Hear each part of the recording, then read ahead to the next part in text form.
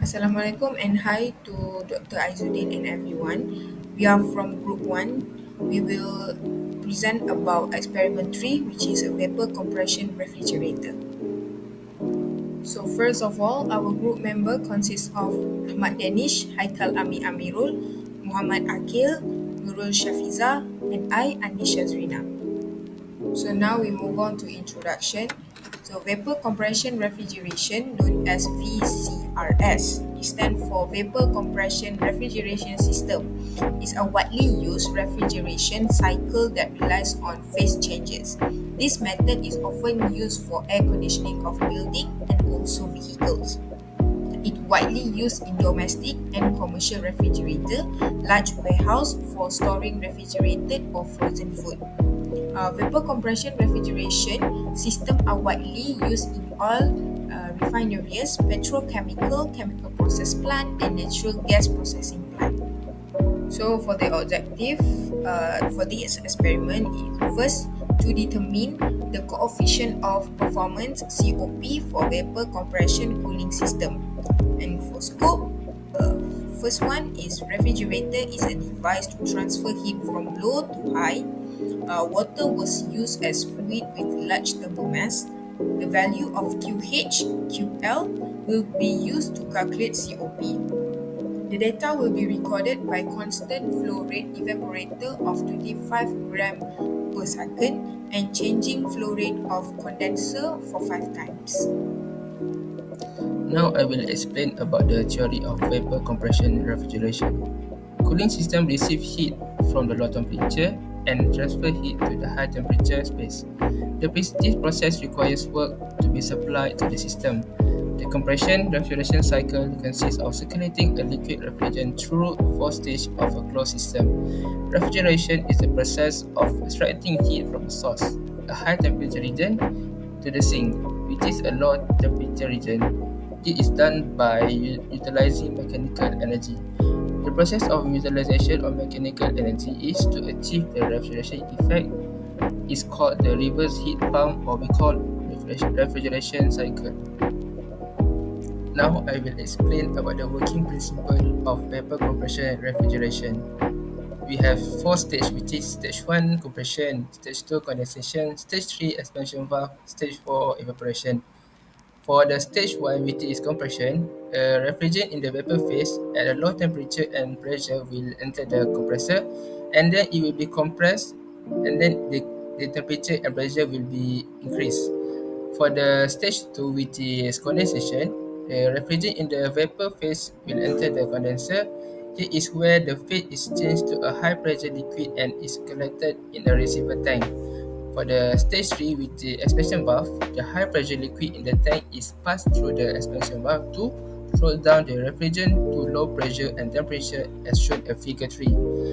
Finally, stage 4, which is evaporation, after passing through the expansion valve, the refrigerant enters the evaporator. Here where is the heat in it is extracted from the surroundings and vaporized. The pressure is decreased in the process, but the temperature is increased.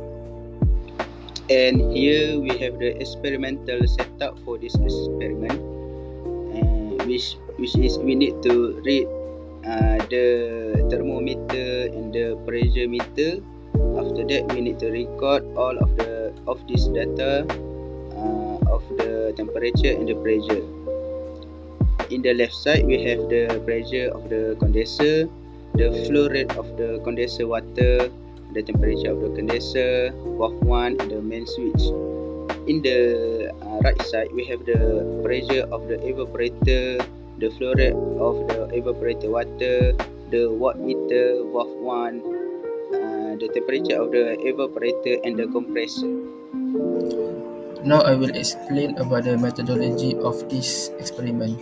First, we will open the valve 1 and valve 2, and then we will open the water pipe and set the water flow rate to the evaporator at 25 gram per second water flow rate to condensate as maximum. After that, we will switch on the main switch and wait for 10 minutes to allow the cooling system to be stable, and then record the readings of temperature T1, T2, T3, and T4 by looking at the temperature indicator. Take the reading of pressure gauge of condenser and pressure gauge of evaporator. Last, record the readings of temperature T5, T6 and T7 manually by looking at the thermometer. Last but not least, we will record the reading of voltmeter and repeat the experiment by changing the flow rate of water condenser between 35 to 40 grams per second. When the experiment is done, set the flow rate of condenser at the evaporator to 0. Finally, switch off the main switch. After 2 minutes, turn off the water supply pipe and close the valve to shut down the position. Assalamualaikum and hi Dr. Izzuddin and others. My name is Nur Syafiza binti Rosi and I will continue to present about the results. So this is the results that we obtained from this experiment. So as you can see, we repeat the test for 5 times. We have temperature 1, temperature 2, temperature 3, compressor power, evaporator gauge pressure, absolute evaporator, condenser gauge pressure, absolute condenser. Then we also have the rate of heat transfer at evaporator, rate of heat transfer at condenser, and coefficient of performances. So how to calculate rate of heat transfer at evaporator, rate of heat transfer at condenser, and COP? I will explain in the next slide. So rate of heat transfer is dedicated as Q. So how to calculate Q evaporator? So the formula is Q evaporator equals to M water evaporator. M is mass flow rate times with Cp water. Cp for water is 4.18 and times with delta T, which is changes in T1 minus T2. Same goes with Q condenser. So for the Q condenser formula is mass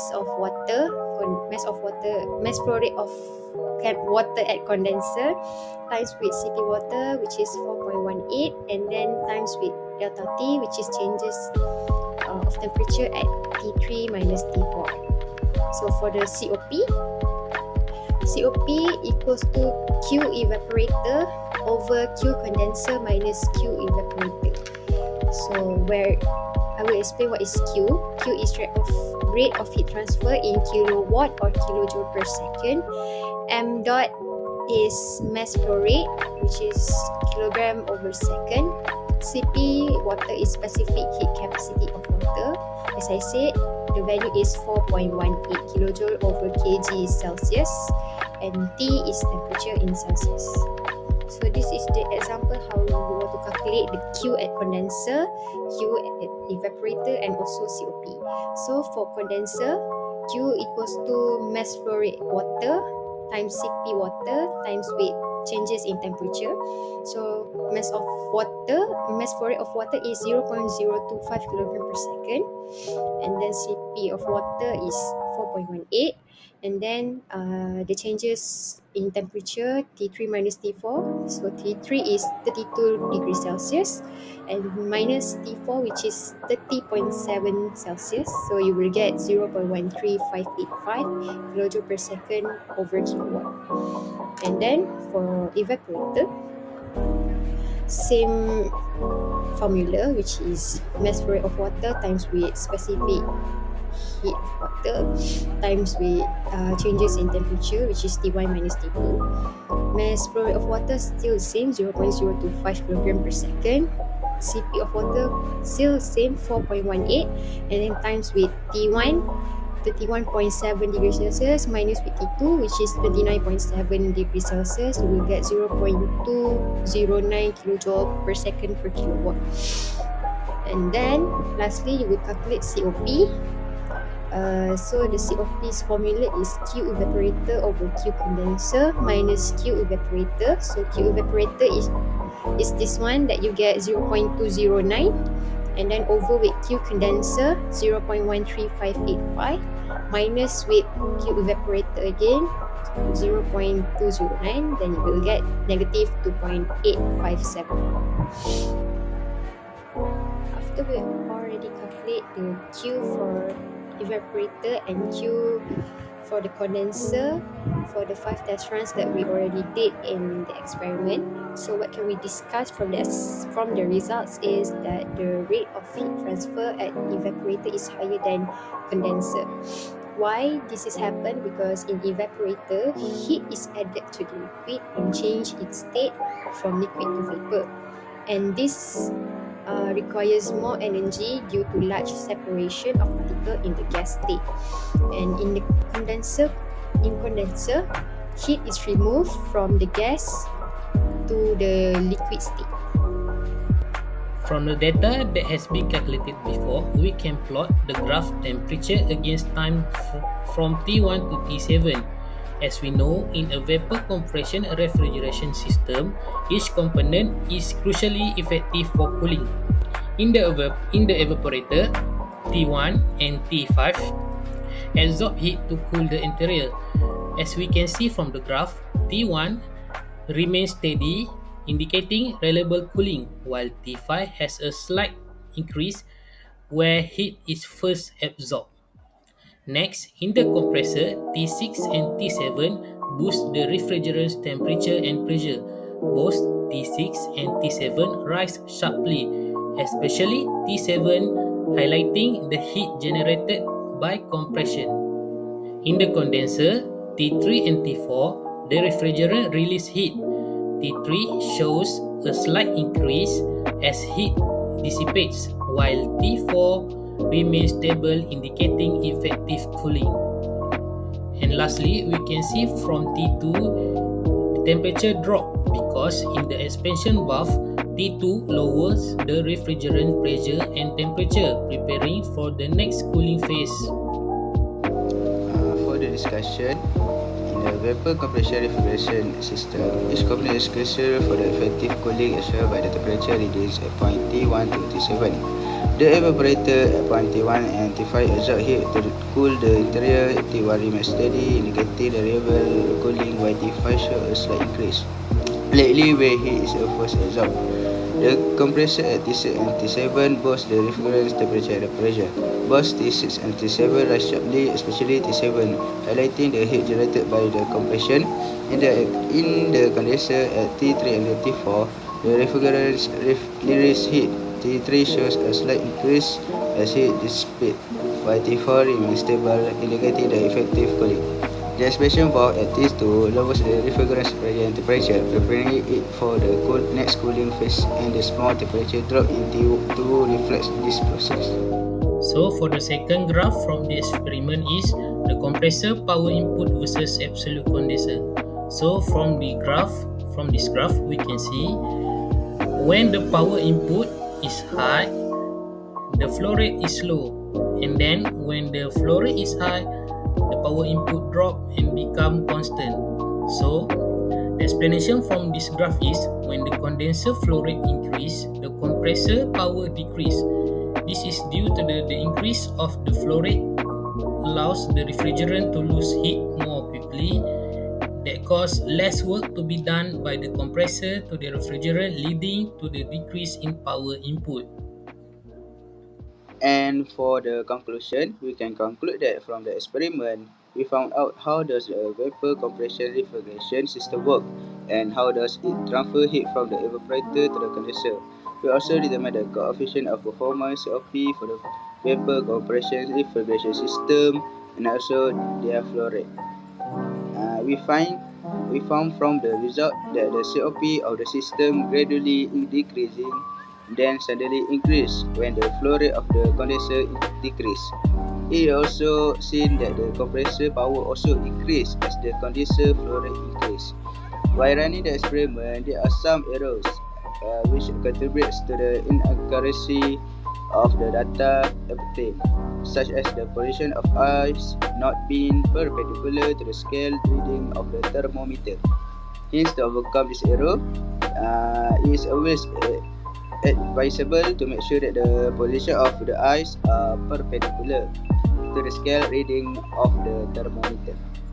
For the safety procedure while running this experiment is, firstly, we need to avoid touching the surface of the demonstration unit when doing the experiment. This is because the surface of the condenser is hot. So, avoiding touching the demonstration unit can avoid the potential to be scalded by demonstration unit. Next, follow the instruction of the procedure.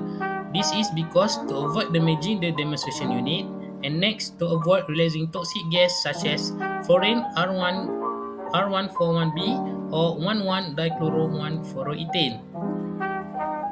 And lastly, report any injury happen when running the experiment. So when injury or accident happen while doing the experiment, we need to report to the lab assistant to get immediate first aid treatment if there any injury happens. And here is the reference that we use from some of the website. They are from Wikipedia and from the library text and the textbook. And next is the reference that we use from the books. First is the 8th edition Fundamentals of Thermodynamics, written by John Wiley and Sons. The second book is the Thermodynamic and Material Engineering Laboratory Manual from the University of Technology Malaysia. And that's all from us, Group 1, in presenting the experiment 3, which is experiment of the vapor compression refrigerator. Thank you for your attention. Bye.